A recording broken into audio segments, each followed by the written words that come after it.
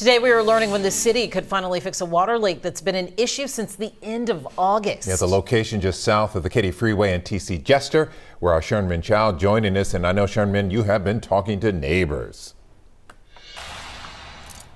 Yeah, and boy, do they have a lot to say. The leak in question behind me here on Nolda Street, you can see the water bubbling up out of the asphalt, and then it's just draining on both sides of the street down those water sewer drains right there. Just a couple of minutes ago, a resident drove by telling me that yesterday she saw a homeless man bathing in the water here, spent about 20 minutes getting cleaned up from head to toe.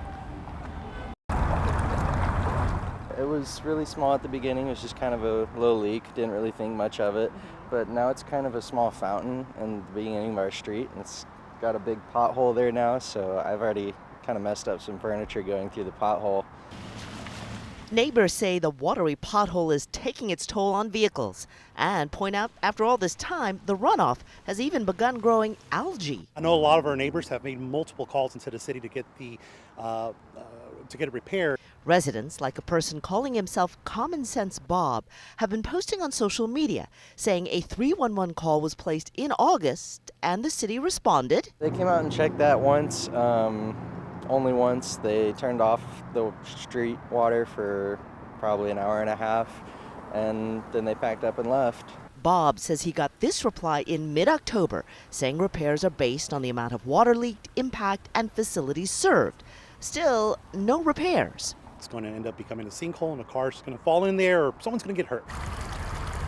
We asked Houston Public Works about the problem, and they replied with this chart, noting Houston has repaired 5,000 leaks since June 1st during drought conditions, and that this one is slated to be fixed by the end of this week.